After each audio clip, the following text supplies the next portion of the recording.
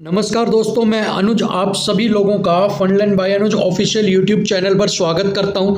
दोस्तों, Delhi police constable 2021 की vacancy के लिए मैथ की आज सेकंड क्लास है। तो चलिए बिना किसी देरी के स्टार्ट करते हैं। सबसे पहला सवाल, किसी समबाहु त्रिभुज की माध्यिका की लंबाई ज्ञात कीजिए जिसका क्षेत्रफल 36√3 है। तो आपको पता है कि समबाहु त्रिभुज या इक्विलैटरल त्रिभुज जो होती है, ट्रायंगल जो होती है, उसका क्षेत्रफल होता है √3/4a²। ठीक है, और इसकी माध्यिका या मीडियन, ठीक है, इसका जो मीडियन होता है या माध्यिका होती है, इसको निकालने का फॉर्मूला होता है √3/2a।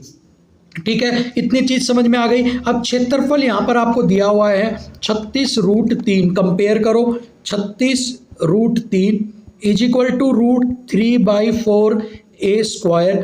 √3 से √3 कट गया, इधर चला गया 4 मल्टीप्लाई में 36 गुना में 4a²।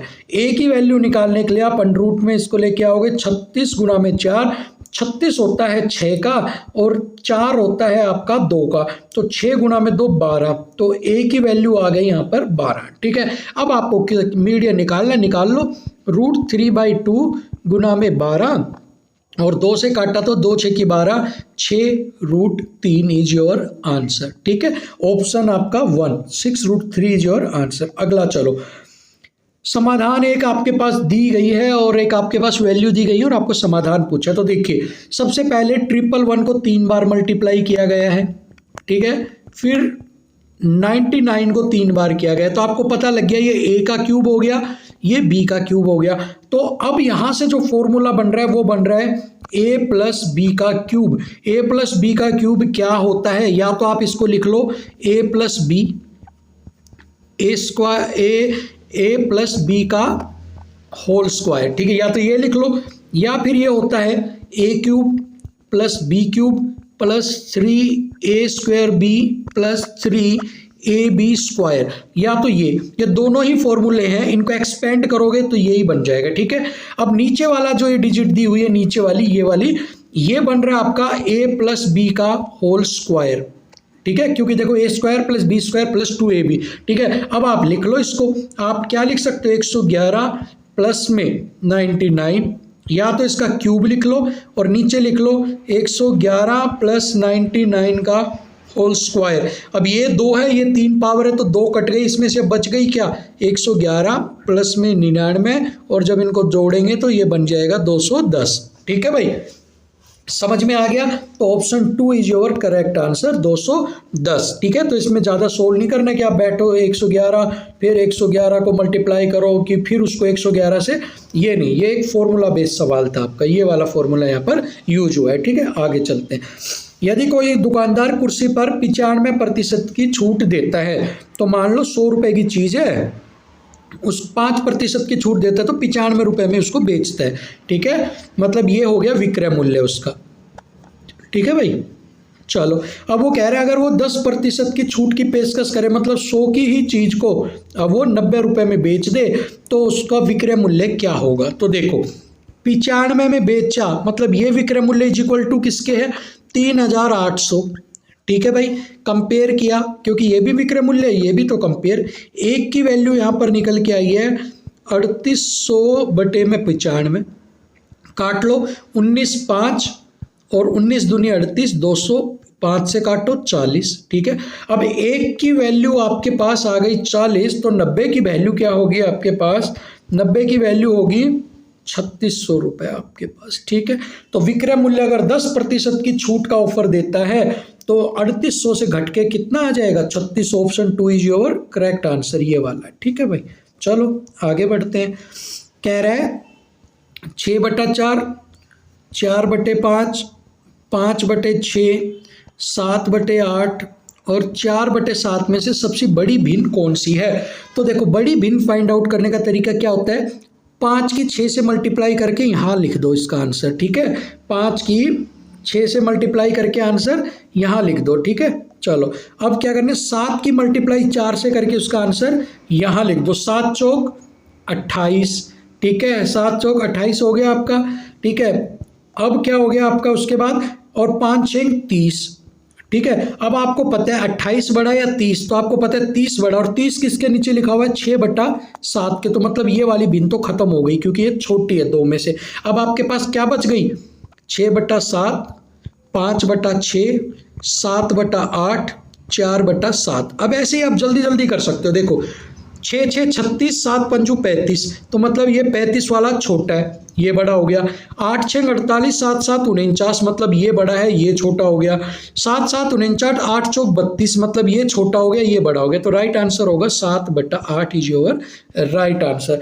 तो 7/8 option 4 is your correct answer. ठीक है भाई, 7/8। ठीक है, बिल्कुल सिंपल है, ऐसे आपको कंपेयर कर लेना। आगे चलो, कह रहे हैं 3 अंकों की संख्या है 6x6, उसको डिवाइड किया जाए 11 से, तो x का मान बताओ। पूरी तरह विभाजित होती है 11 से, तो 11 को ज्ञात करने का तरीका क्या होता है, जोड़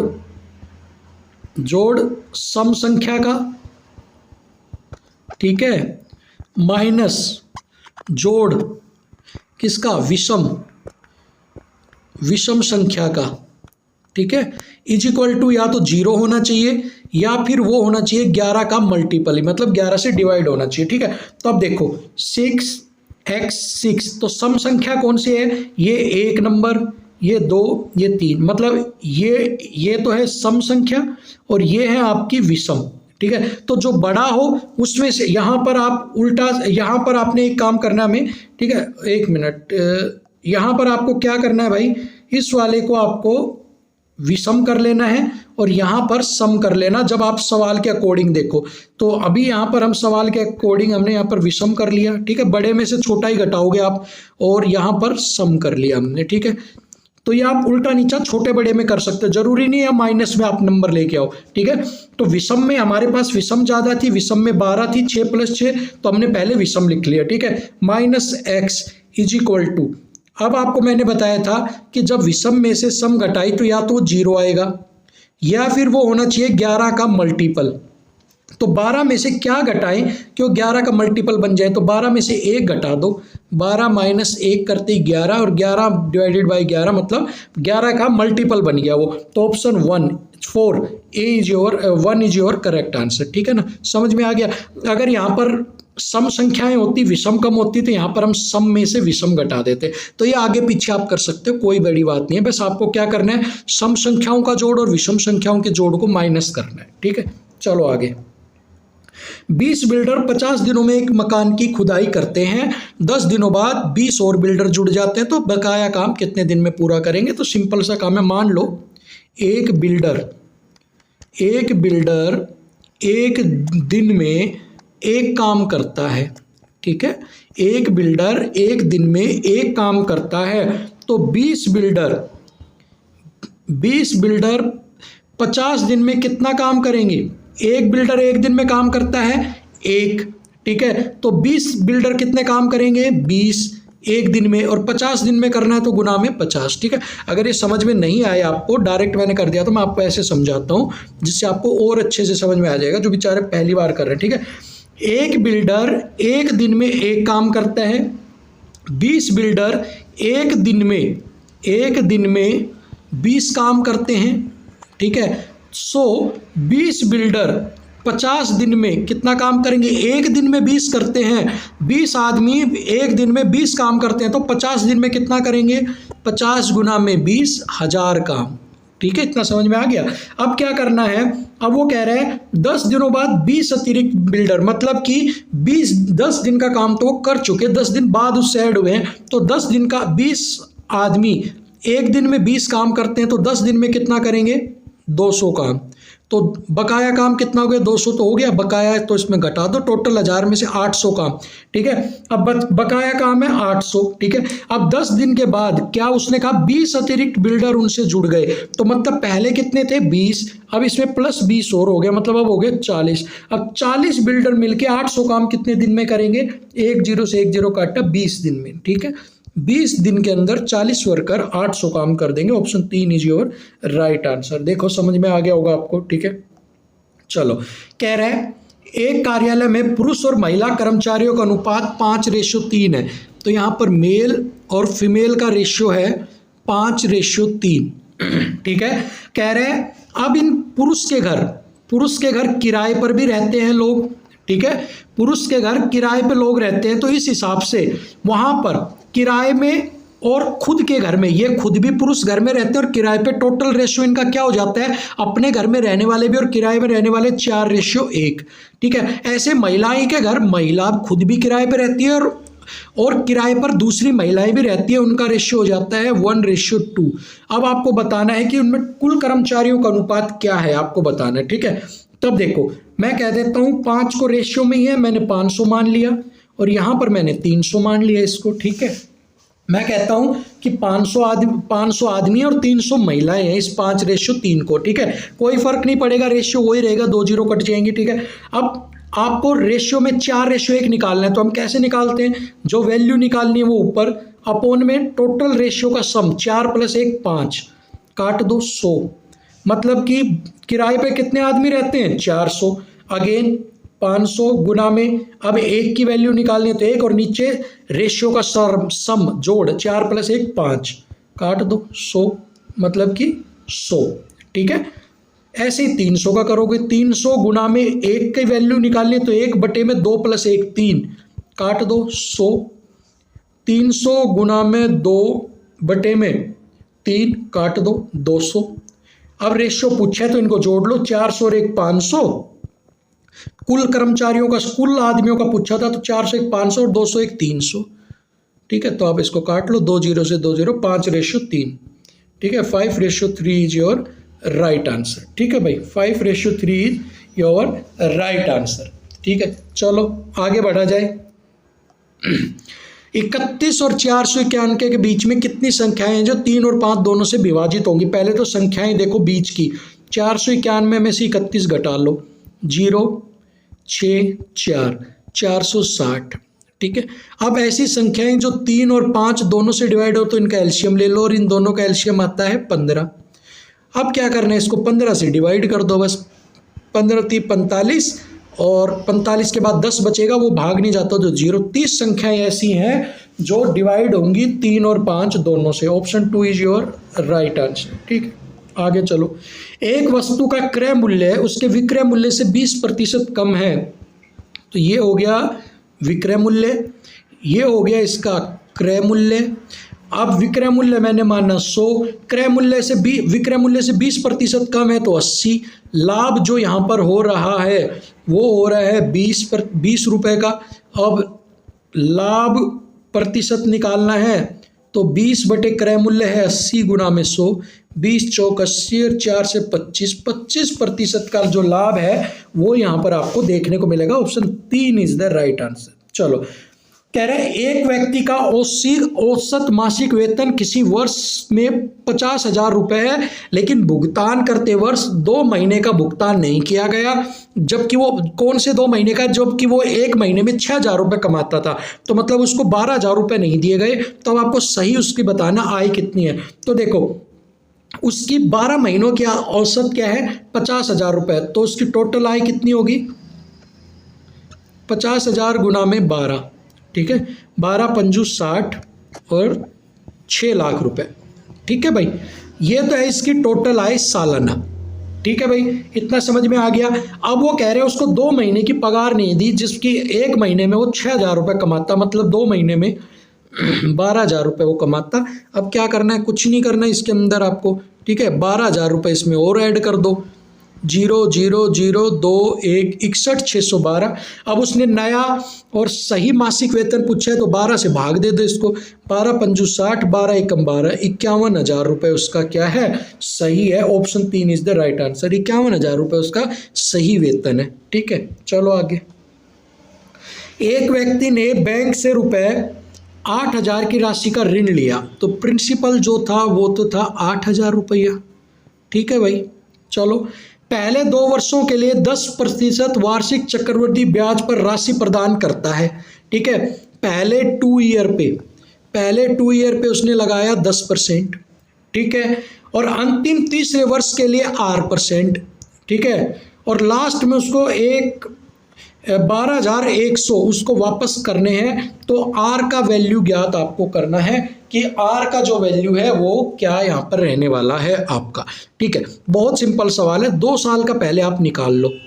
ठीक है, 2 साल का अपन सिंपल निकाल लेते हैं कि भाई 2 साल का कितना उसको मिला होगा ब्याज, सारा मिला के अमाउंट। ठीक है, तो देखो 2 साल का 10% से था, एमएफ बनाया 10 11 10 11 100 121। ठीक है, ये एमएफ को आपको समझ में आ गया मैंने कैसे बताया था। एमएफ का मैंने आपको बताया था कि 100 को 100 में ऐड कर दो, 110 हो गया। ठीक है, और 110 करने के बाद अब आपको क्या करना है, अपॉन में उसको जब आप 100 करोगे, काट दो पीट दो और आपका आंसर जो है वो निकल के आ जाएगा। अब इसको आपको कंपेयर कर दो, 100 को कर दो 8,000 से कंपेयर। ठीक है भाई, 100 को किससे कर दिया, 8,000 से आपने कर दिया कंपेयर, इसको कर दिया। ठीक है, 2 जीरो से 2 जीरो कट गई, 1 की वैल्यू आ गई 80।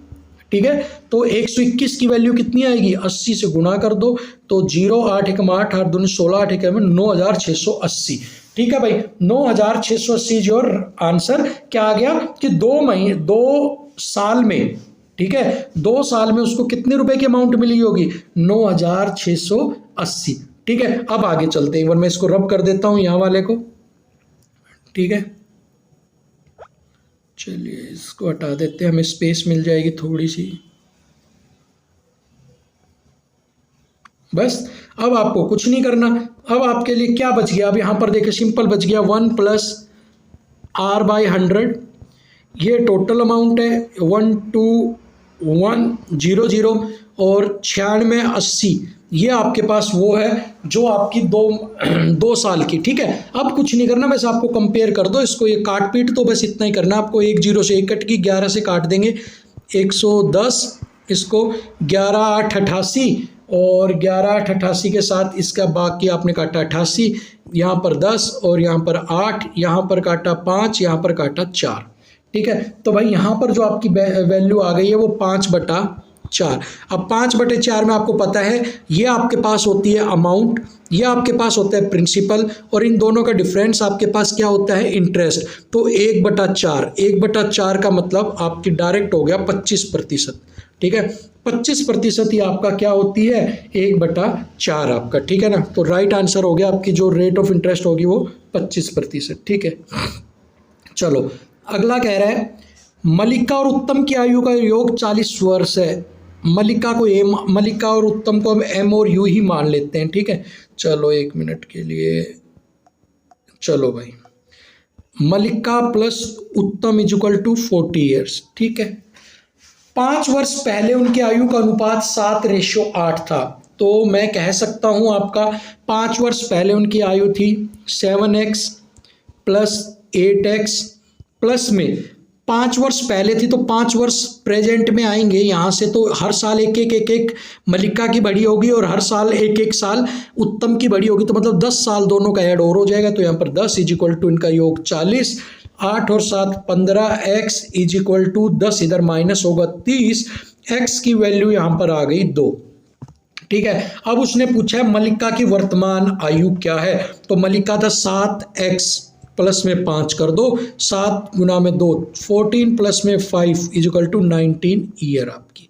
ठीक है, 19 ईयर इज योर क्या हो गई आपकी एज, हो गई करंट ईयर आपकी हो गई। ठीक है, अब इसका दूसरा मेथड और देख लो जो आपको सीखने के लिए। ठीक है, ये तो था एक्स मेथड से कि जो मैंने आपको बताया, अब मैं आपको दिखा रहा हूँ कि भाई ऑप्शन से अगर आप कैसे करते, अगर आप ऑप्शन से अगर आपको यही सवाल करना होता तो आप ऑप्शन से इस सवाल को कैसे सोल्व कर सकते हैं। ठीक है, सबसे पहले आपने 21 - 5 कर दो, क्योंकि प्रेजेंट ईयर है और हमें 5 वर्ष पहले जो अनुपात दिया हुआ है 7:8, मतलब इस अनुपात पे हमें जाना है।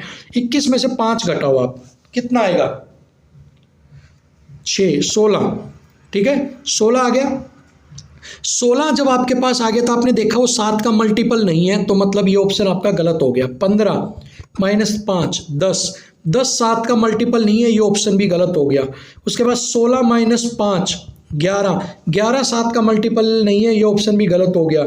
19 - 5 14, 14 7 का मल्टीपल है, मतलब कि उत्तर सही हो गया। ठीक है, तो जो भी रेशियो होता है, जो आंसर आएगा वो इनका मल्टीपल ही आता है, तो आप ऐसे भी चेक कर सकते हैं। ठीक है, चलो अगला सवाल देखते हैं।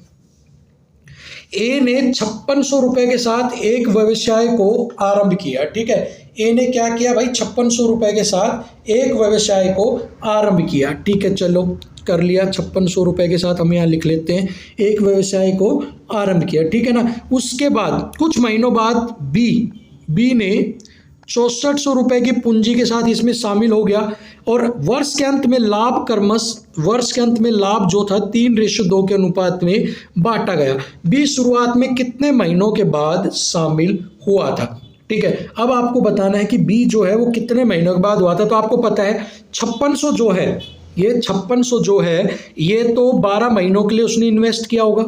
ठीक है, इसने 6400 को x महीनों के लिए इन्वेस्ट किया होगा तो गुना में x कर दो।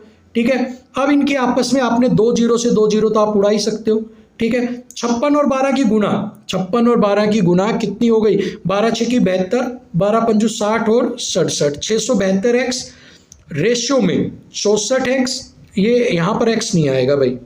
ठीक है, 672 64x इज इक्वल टू जो रेशियो आपको दिया हुआ है 3:2।